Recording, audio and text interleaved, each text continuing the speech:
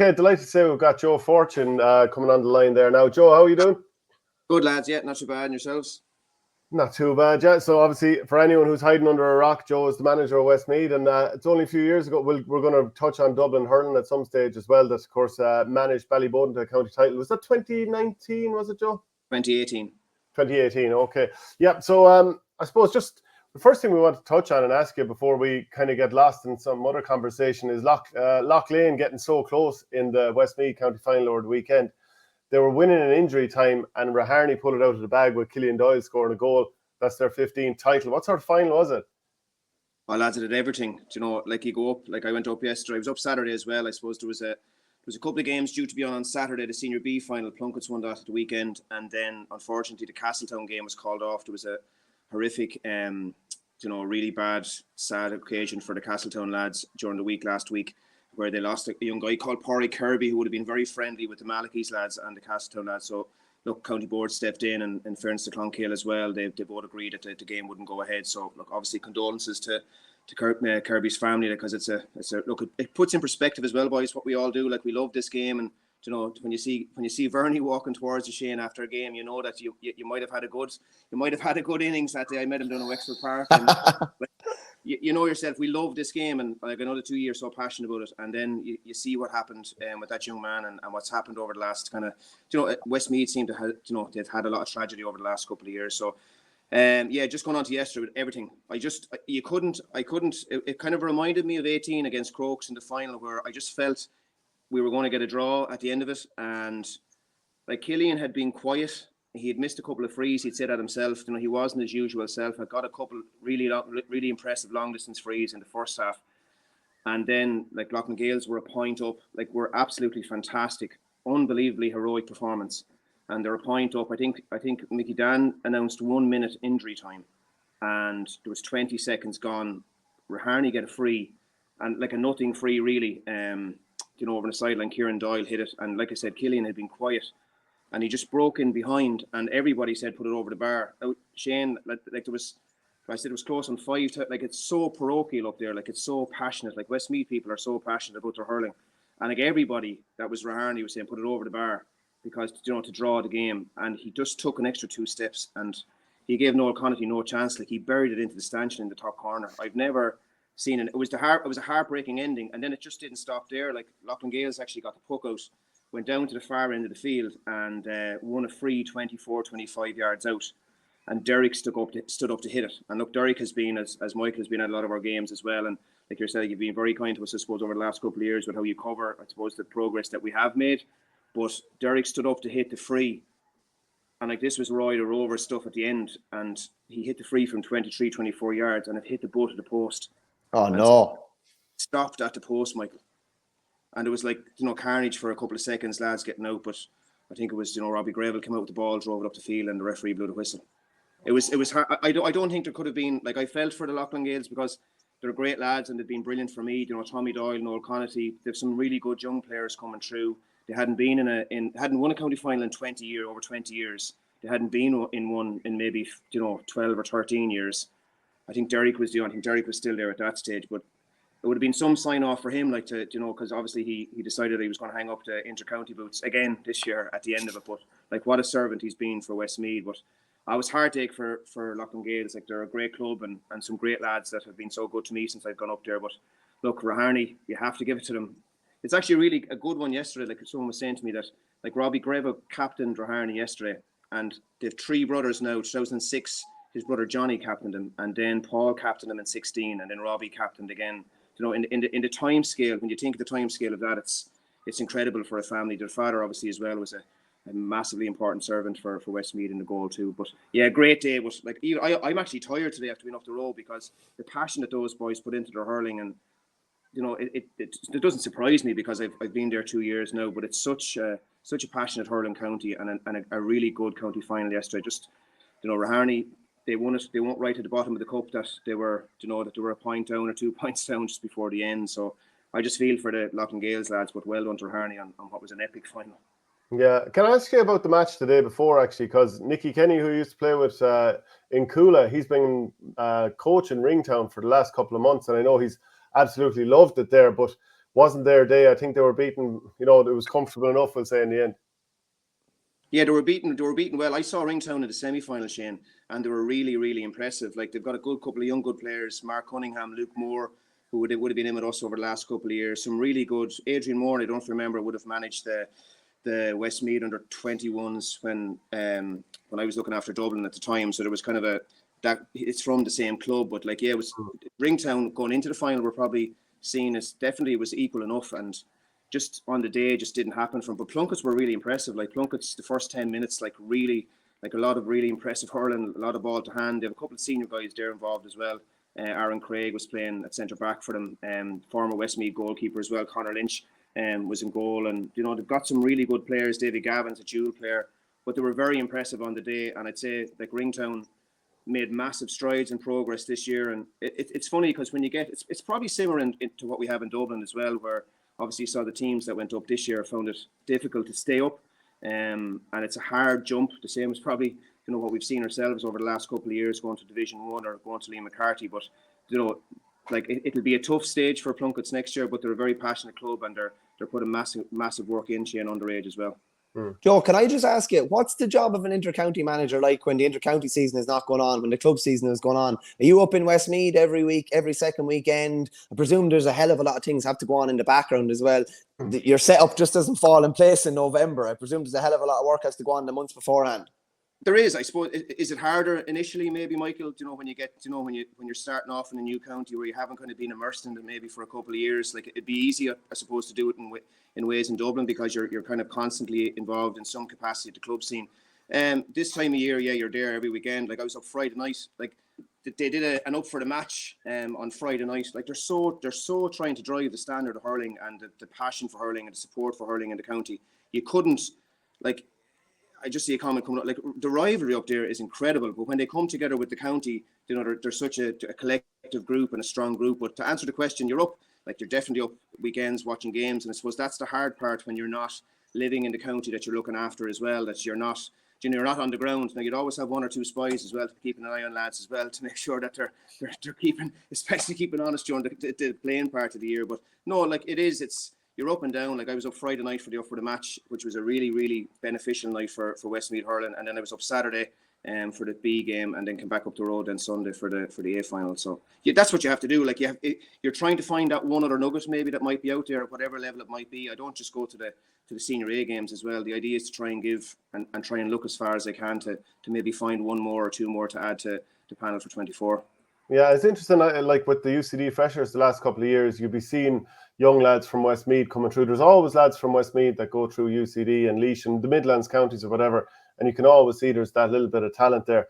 But another thing I wanted to ask you was, do you remember last year when you won that league final against Down? And I remember you saying after the game about how, a couple of months before that, that there was nearly, like, I think you asked the players to nearly have a meeting, and, like, what's the journey been like? Because obviously it wasn't brilliant when, it was maybe March of that year and Down had beat you at home, but, like, some amount of ups and downs in the meantime.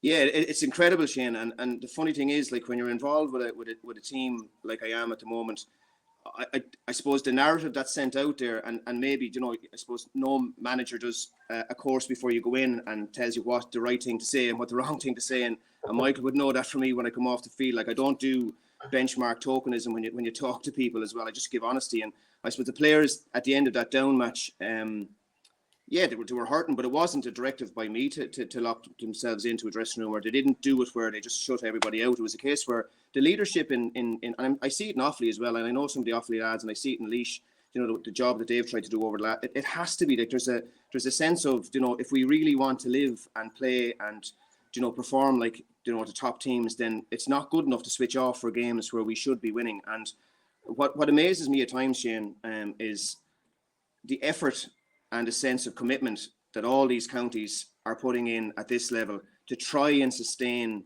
their lives in Division 1 hurling or in Liam McCarthy. I would say the same for Laois and Offaly as well, what they're trying to do. It's so hard to maintain it, but the sense of togetherness and the sense of spirit that's in the group brought them together that day. There's massive highs, there's massive lows. Like, we had a huge day in Wexford last year. A really, high performing day the previous year in against Wexford also. But we just didn't finish the job then against Antrim. And I remember speaking to Darren Gleeson, and Darren's there 5 years. It takes time as well to really to bed in, I suppose, the ethos that you have as a manager and as a hurling person as well. It doesn't happen overnight.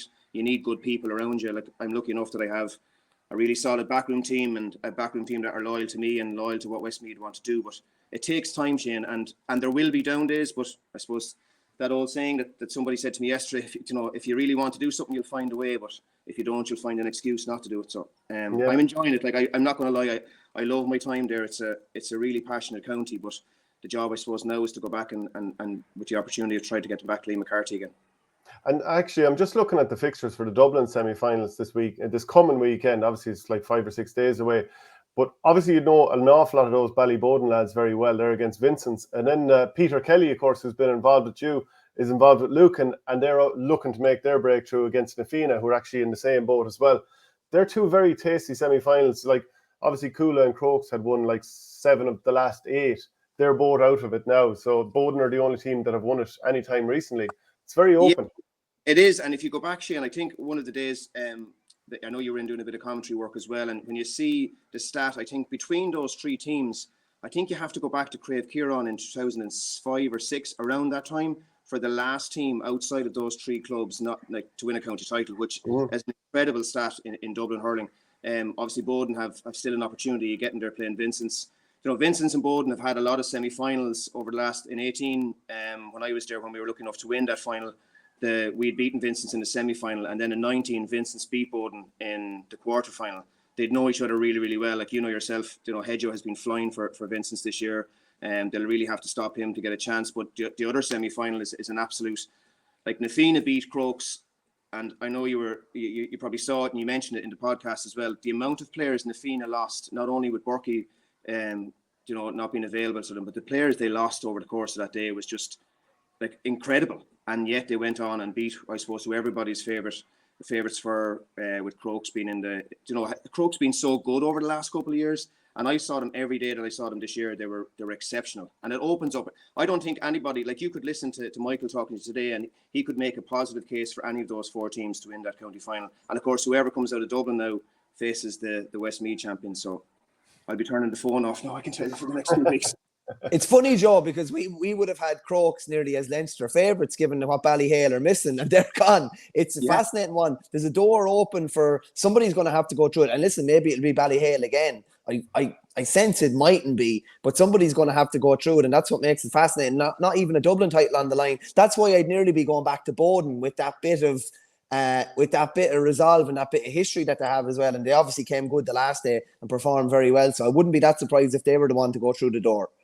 They know how to win, I suppose. Like, they do know how to win when it comes to those big days. I think Lucan have a really serious good crop of players coming through. Nafina, like, have had heartbreak for the last 2 years, Michael. Like, they've been that first county final. It was actually similar to yesterday. I was lucky enough to be doing a bit of work for RT on the first county final.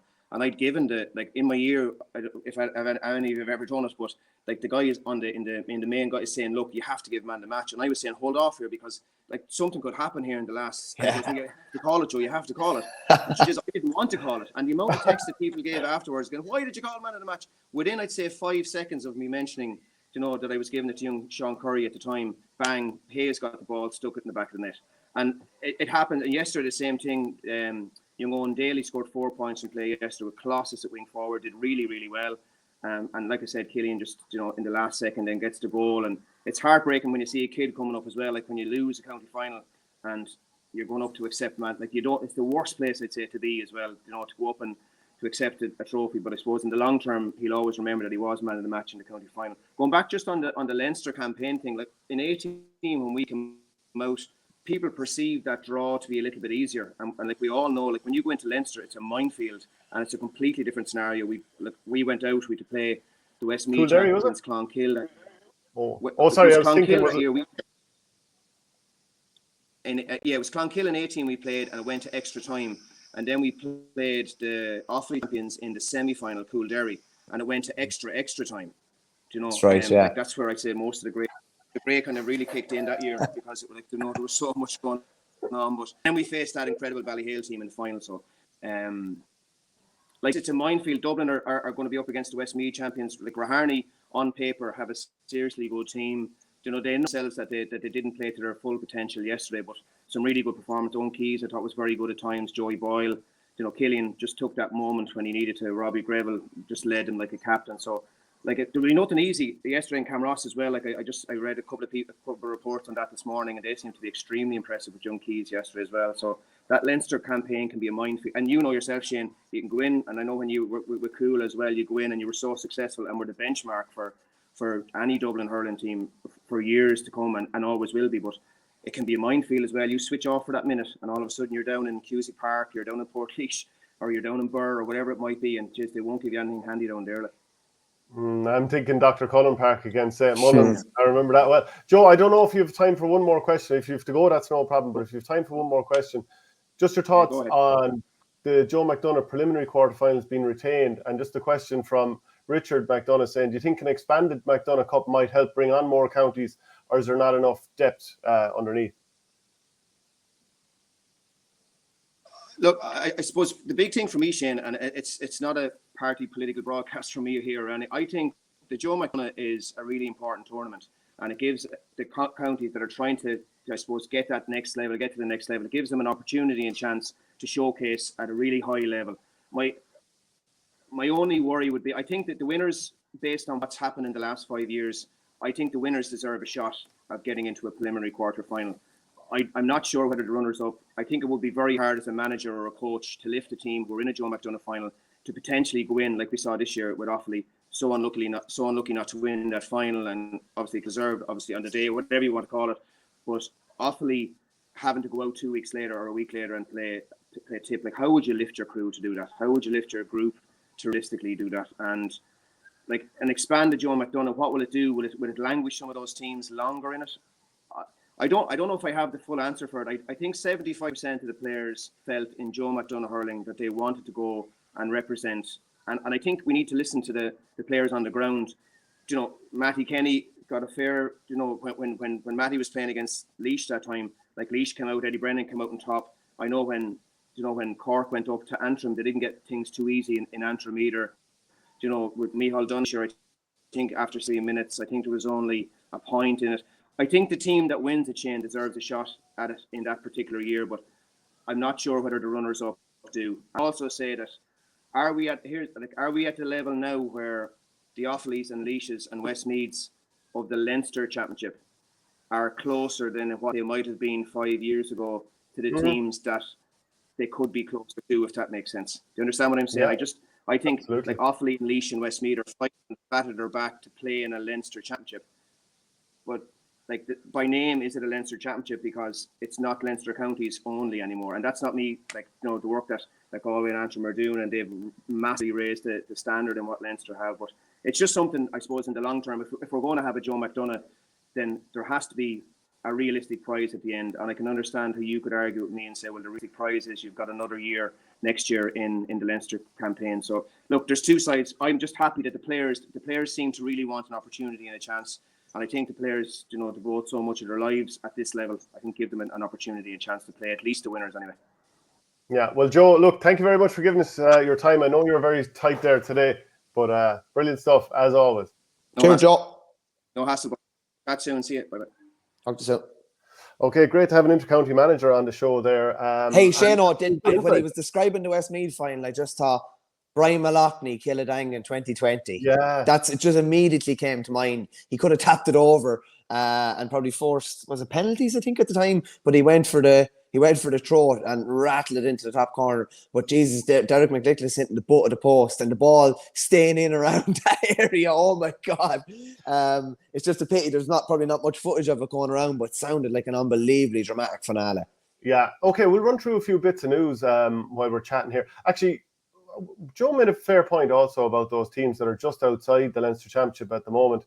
And if we want to retain, like having, a 6-team Leinster, for example, 5-team Munster, or throw Kerry into Munster, but like keeping it like maybe groups of 6 or whatever, you'd think that in some ways the teams that are just in the Joe McDonagh that, are Leinster teams, they might benefit from now being in a Leinster Championship because they're gone that bit closer and whatever. But maybe they've gone that bit closer because they're operating in a competition where they can be really motivated to get better. if they went back into Leinster and took a few trimmings, would it kind of knock some of the wind out of the sails, or should the competitions be reformatted?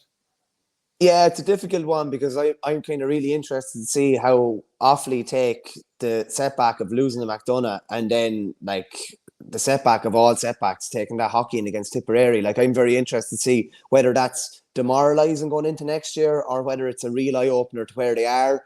But like, Offaly could be better in 2024 and still not get out of Joe McDonagh and still not get to the Joe McDonagh final. Like, very easily, it could be Westmeath and Laois in the Joe McDonagh final in 2024. And Offaly could be 2 points a better team than they were this year. But that's just how competitive it is. And from Joe's point of view, I think, like, what you're really trying to do is making sure that when you go down, that you don't languish down there for a year or two, that you get straight back up. Like, Carlow came up, Carlow won the Ring in 17, the McDonagh in 18, competed well enough in Leinster in 19, but were relegated and didn't get to a final again until this year. Like, and that can happen so easily. I don't know if it would benefit those teams much going into Leinster. I think you have to go and win the McDonagh and prove that you're ready to compete at Leinster Championship level, like Antrim did. And I know they're not technically a Leinster county, but they were competitive enough in Leinster this year and obviously saved their status, got a draw with Dublin, beat Westmeath, and were competitive enough in a couple of other games.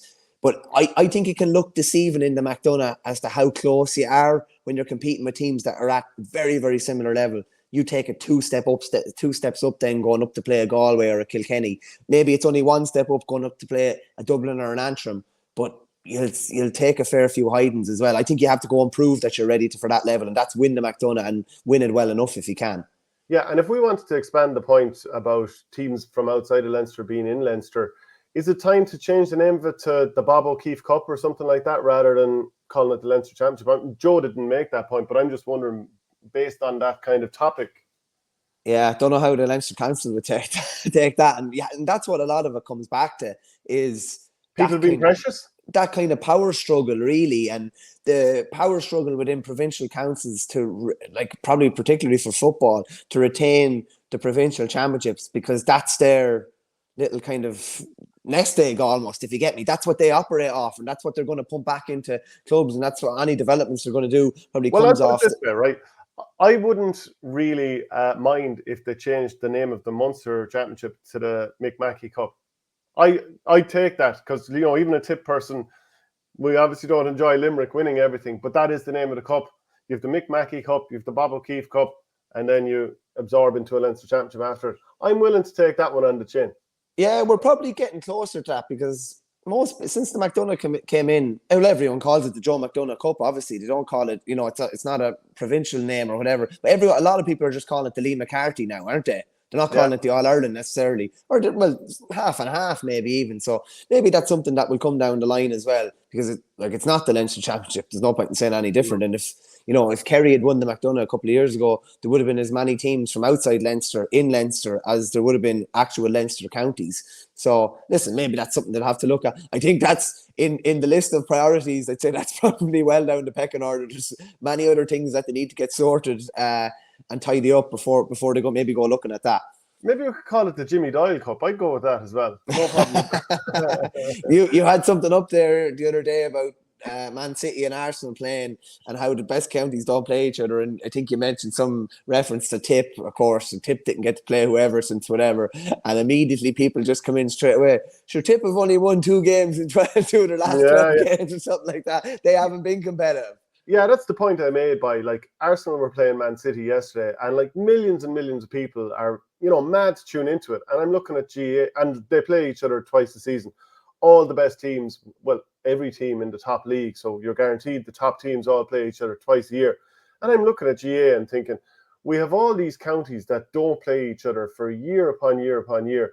And the point I made was that Tip haven't played Kilkenny since 2019. So 2020, 21, 22 and 23. They've all gone by without these 2 massive rivals playing each other. And there was a period between, 71 and 91 or something like that, where Tip didn't play Kilkenny.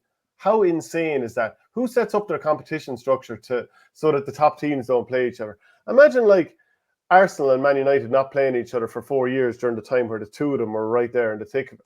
It's insane. But hey, there's a reason he didn't play them from 71 to 91, and that was because he were stink for most of that period. We were thinking we had to come through a Munster championship, you know, Grand Prix over there in Leinster. Anyway, look,